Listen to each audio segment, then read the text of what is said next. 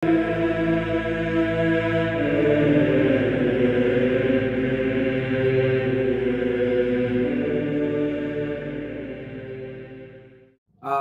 Yesu asifiwe. Ninakusalimu kwa jina la Yesu Kristo wa Nazareti.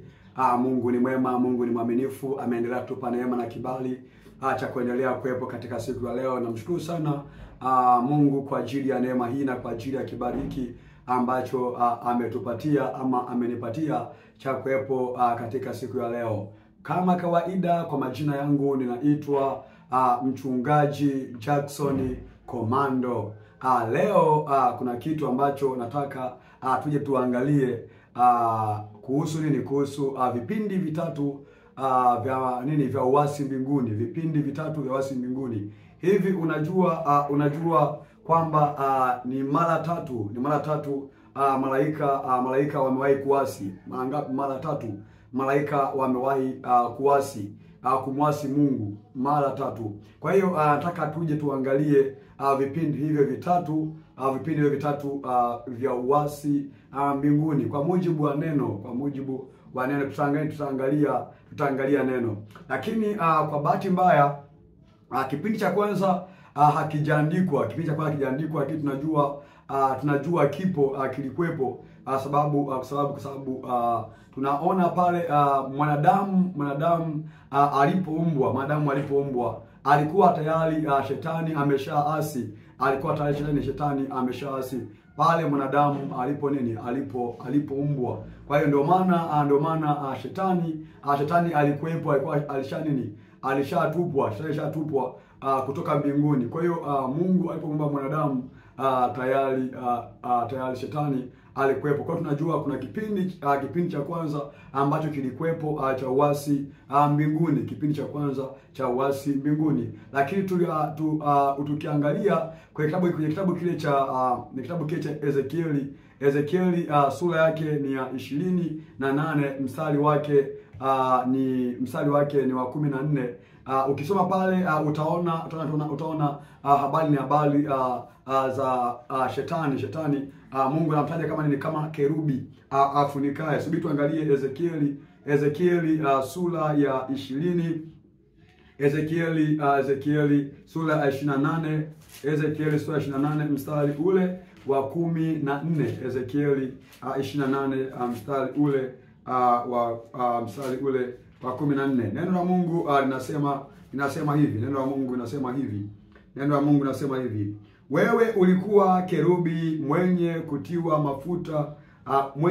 mafuta ufunikaye, nami nilikuweka hata ukawa juu ya mlima mtakatifu wa Mungu. Umetembea huku na huko kati ya mawe ya moto. Ulikuwa mkamilifu katika njia zako tangu siku ile ulipoumbwa, hata uovu ulipoonekana ndani yako. Kwa hiyo hapa tunaona hii habari ni ya shetani, kwamba alikuwa ni kerubi afunikaye. Mungu alimuinua juu, wala hapo mwanzo hakuwa na kiburi, lakini mpaka uovu ulipoonekana ndani yake. Kwa hiyo hapa tunaona kuna uasi wa kwanza, lakini umetajwa kwenye kitabu nini? Umetajwa kwenye kitabu hiki cha Ezekieli. Kwa hiyo huyu ulikuwa ni uasi wa kwanza wa shetani alipomwasi Mungu. Kwa hiyo ulikuwa ni uasi wa kwanza. Uasi wa pili wa malaika huko mbinguni ni kwa kitabu cha Mwanzo sura yake ni ile ya 6, ukianzia mstari ule wa kwanza mpaka mstari ule wa 4. Utaona neno la Mungu linavyosema pale kuhusu nini? Kuhusu malaika walivyoasi. Kwa hiyo kitabu cha Mwanzo sura yake ni ya 6, mstari wake ni wa kwanza mpaka wa 4. Neno la Mungu linasema hivi: ikawa wanadamu walipoanza kuzidi usoni pa nchi, na wana wa kike walizaliwa kwao, wana wa Mungu waliwaona hao binti za wanadamu ya kuwa ni wazuri, wakajitwalia wake wowote waliowachagua. Bwana akasema, roho yangu haitashindana mwanadamu milele, kwa kuwa yeye naye ni nyama, basi siku zake zitakuwa miaka 120. Mstari wa 4, nao Wanefili walikuwako duniani siku zile, walikuwapo duniani siku zile. Tena baada ya hao wana wa Mungu walipoingia kwa binti za wanadamu, wakazaa nao wana hao ndio waliokuwa watu hodari zamani, watu wenye sifa. Narudia mstari wa 4. Nao Wanefili walikuwako duniani siku zile. Tena baada ya hayo wana wa Mungu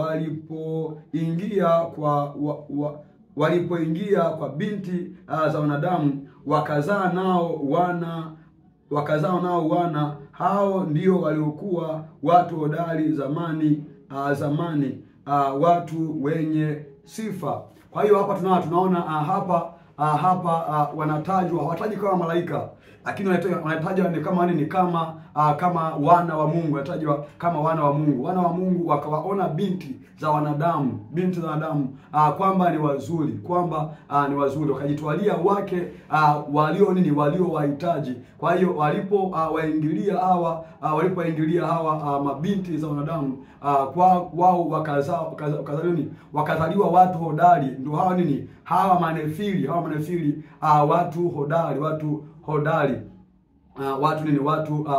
hodari, watu wenye nguvu, ama majianti, wakazaliwa majianti wakati huo. Lakini kuna watu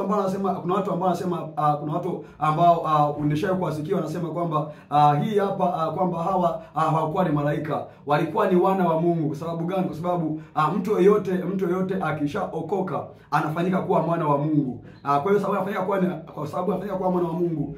Kwa hiyo hawa ambao waliowaona wanadamu kwamba ni wazuri, kwamba hawa walikuwa ni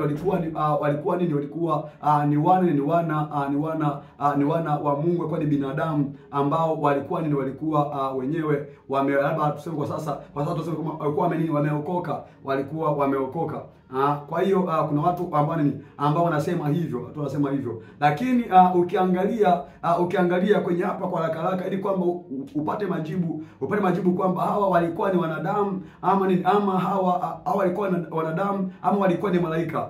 Ukienda kusoma kwenye kitabu cha Yuda, tatizo watu ni wavivu kusoma Biblia. Watu ni wavivu kusoma Biblia, hawataki kusoma Biblia. Ndio maana watu wengi unakuta wanapotea pasipo hata kujua. Ukienda kusoma kitabu kile cha Yuda, lakini kama bado anakuomba tafadhali, kama bado haujasubscribe channel hii, na kuomba usubscribe ili kwamba uendelee kuwa mwanafamilia wa channel hii, kwa sababu hapa utapata maneno ya matengenezo na hapa utapata maneno ya ufunuo. Kwa hiyo usiache kusubscribe.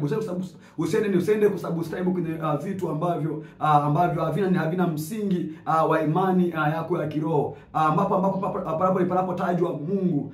Penda hapo kusubscribe ili kwamba panapoandishwa kitu uwe tayari kupokea kile ambacho mtumishi wa Mungu anaweza kukitaja. Sio kwangu tu, hata kwenye channel zingine ambazo wanafundisha maneno ya Mungu, Mungu wa kweli. Ni vizuri kusubscribe kwenye channel hizo ili kwamba uendelee kujifunza.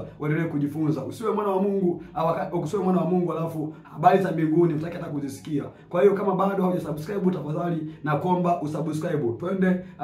Twende kwenye somo hili.